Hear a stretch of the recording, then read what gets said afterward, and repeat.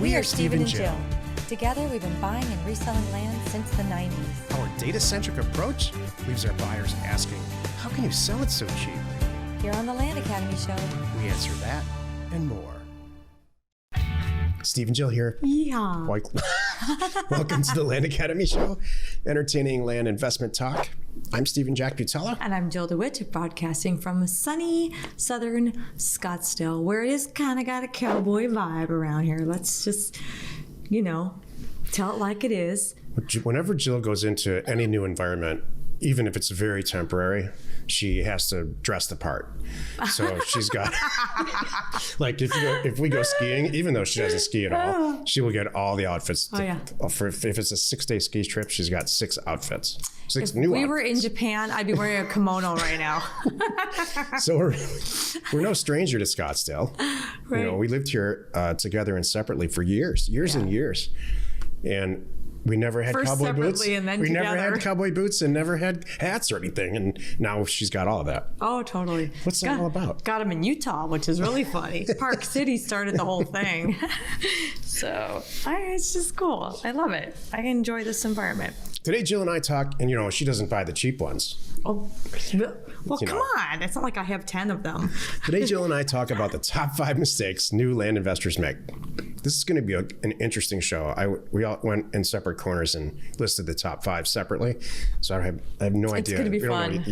I wonder how much they overlap. Right. I bet not at all. Oh, I bet they do. I bet there's a total overlap. Before we get into it, let's take a question posted by one of our members on the landinvestors.com online community. It's free. And if you're a Land Academy member, please join us on Discord. Luke wrote, "Hey guys, hope everyone is doing well. Just curious how many of you send just the purchase agreement in the mailer from offers to owners to the title company versus attorney versus closing with another version of the purchase agreement, perhaps even as far as the state or the realtor version of a purchase agreement. I only bring this up because many attorneys have sort of chuckled at my purchase agreements I've used when I was wholesaling houses, as if to say they were short-sighted and too basic for such an agreement. It sounds like they chuckled at it, but they took them, which is kind of funny. Just wondering if the one used in the mailer is more of a barometer of testing the willingness of the seller than from what you utilize a more detailed and professional purchase agreement. Thanks." I'm going to answer this, all right? Sure. When I started this, I sent a scaled down version of the purchase agreement that we use now, which is literally half of a page, to my lawyer, and he looked at me and said, "This is the greatest thing I have ever seen, ever. Total binding legal document, it with parameters for both parties and a time frame." And I think whoever said this, they're not laughing, Luke, because it's not comprehensive. They're laughing that in a manner that's like, congratulations, you guys are doing this the right way. Mm-hmm. And I don't want to say you're getting away with it, but this is thought out. It's a binding agreement. It does a job. People sign it and send it back. Mm-hmm. And it's a single page. It's very clear. I want to buy your property. Here's the APN. Here's the legal description for the price within this time frame, and here's how we're going to do it. Mm-hmm. Everything else in life is complicated as hell. Everything. Agree. Yes. Why does a real estate deal have to be complicated? Mm-mm. So the answer to your question is no. We use the exact form. That's what I send into a title company or attorney, and they're like, "Okay, here we go." Jill and I just got done closing on a primary residence here, and I bet we signed our signatures each 100 times. Probably. It was nutty. It's an outrage. Yeah. How ridiculous. The realtor version of a purchase agreement. It's ineffective. Mm-hmm. We were represented by multiple people. That shouldn't happen. We should be represented by one person. So I don't want to get into it now, but no, that purchase agreement's awesome. And when you really sit and read all that, there's a bunch of gobbledygook. Like if you watch, I could see the wrong people will make sure, like for a rural piece of rural vacant land, you're sending out the lead report. I don't need to sign a lead report on a piece of rural vacant land. There isn't any. You know what's in that? Or bed bugs. I don't need the bed bugs. You know what's in that the realtor? That's if you're a realtor, you're required by law to use that purchase agreement. Mm-hmm. So we're not real estate agents. We're not required to do this at all. What's in there as a standard agreement as part of first of all, it's not one agreement. There's like 19 agreements in there. And one of them is exclusive representation for every single piece of property that Jill and I buy for the rest of our lives. What does that have to do with buying a house? So if I signed it and sent it back, all the land we would ever buy forever, they would get a commission on. Yeah. So this is a peeve of mine. This is the reason I You just got to read this included stuff too. this in the included this in the show. And now with DocuSign, you can't redline stuff like you were used to. So I do. You know what I do? I refuse to DocuSign. I print them out. you print it out. And then send it back in. Right. Scan it myself. I'm like, I'm not signing like this. No, our PA is great. And I bet your lawyer's proud of you. Yes. Today's topic, the top 5 mistakes new land investors make, according to me and according to Jill. This is the meat of the show. We happen to know several. 100 or so. I was a new land investor, and I've made more than 5 mistakes. There is that too. I'm going to make 5 today. Yep. All right. This is fun. All right. So let's do this. We both did it kind of David Letterman style. Yeah. So we're going to go 5, 4, 3, 2, 1, like in our order of priority. So let's start at the bottom. So what's your number 5 mistake by Steven that top 5 new land investors make? They don't go through the education entirely. I like that. There's certain new people. Everyone's had people like this, and you know who you are in classes that before they don't read the book and they don't listen to the instructor. They ask all the questions that are addressed in all the material and the things that the instructor says. Interesting. That's actually not on my list. That's good. What's number 4? No, how you want to do Oh, you this? do it. I was going to say it'd be easier to go through your 5 and I'll go through my 5 because I can talk about them and you can talk about mine. They don't seek help along the way. They don't. These are in order of least important. Right. So number 2 for me is they don't seek help along the way from other members or from us. Or we have a whole staff, customer service staff. You know what I ask every time I talk to my customer service staff, because they help write these topics every week now. What's the number one thing that people ask about? And you know what they say every single week? I don't know how to log into Land Academy. Got it. All right, so that's 5, that's 4. What's your number 3? Now we're getting to the juicy parts. What's number 3? The third top. They never get a mailer out. They get hung up on life or something or whatever. Number 2 is they continue to attempt to do this on their own without getting a partner.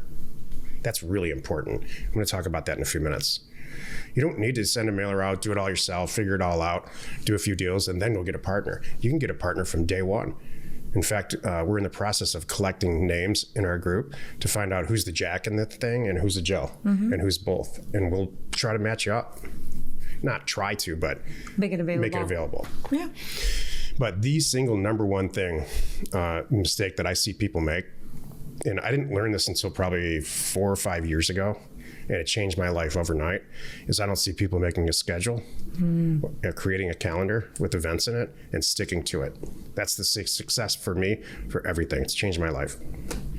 This is very different from my list. You're right. But I want to mention this. Not anywhere did I say, oh, they paid too much for a piece of property.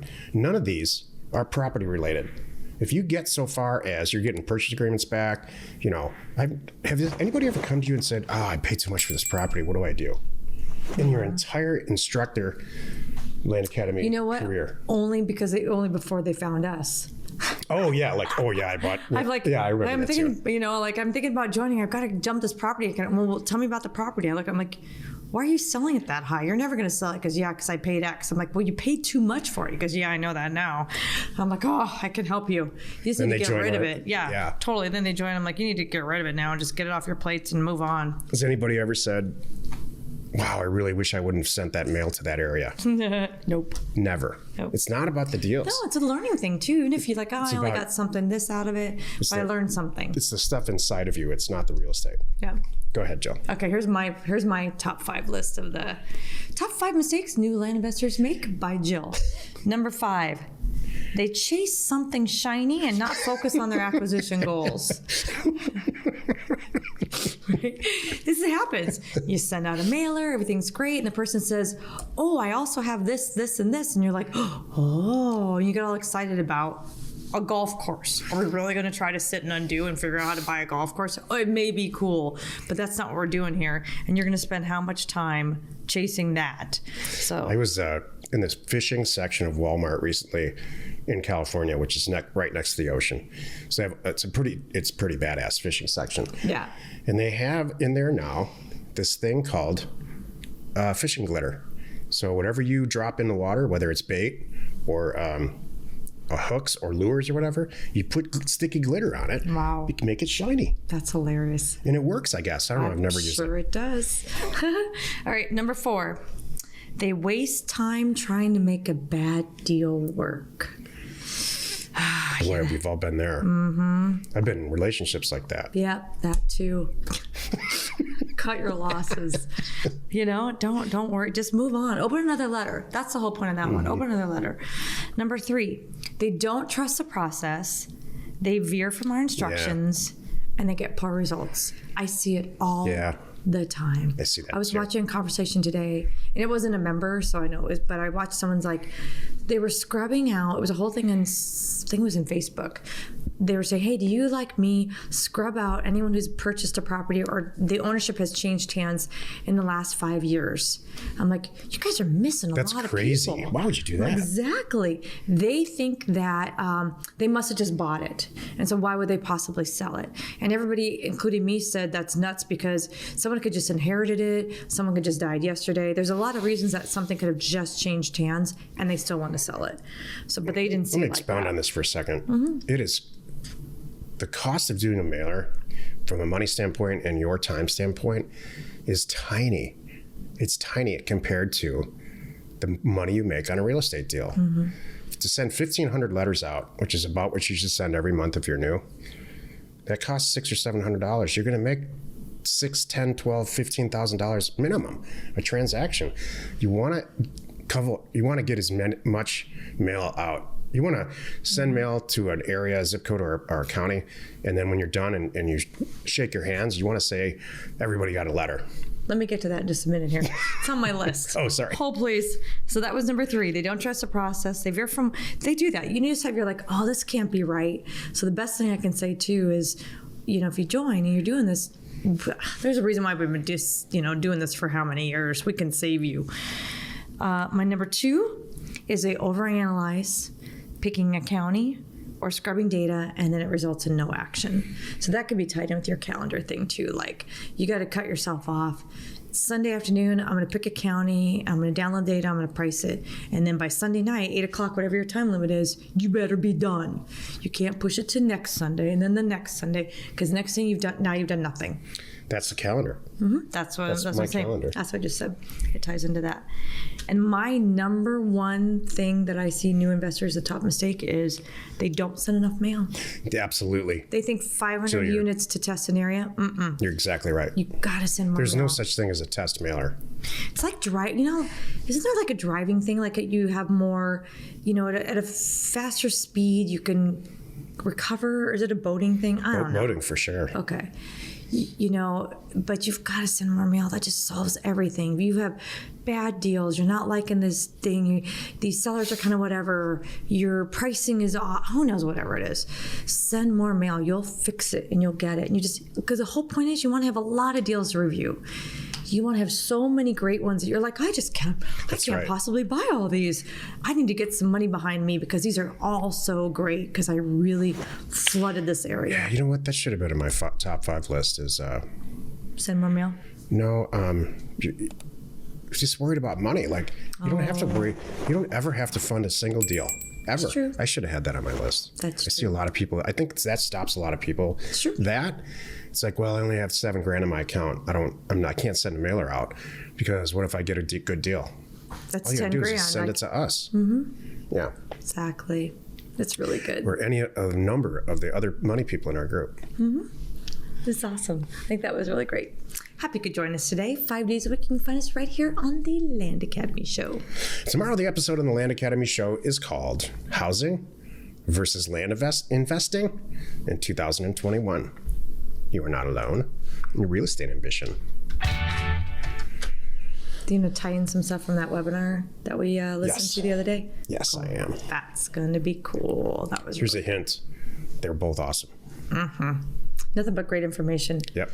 Isn't that funny? Listening to that webinar the other day, I loved one expert explaining how he listened to another expert, someone he really, really looked up to, who was forecasting how the end of 2020 was going to go, and he was wrong. He's dead wrong. Yeah, exactly. Like, this is a high-paid economics,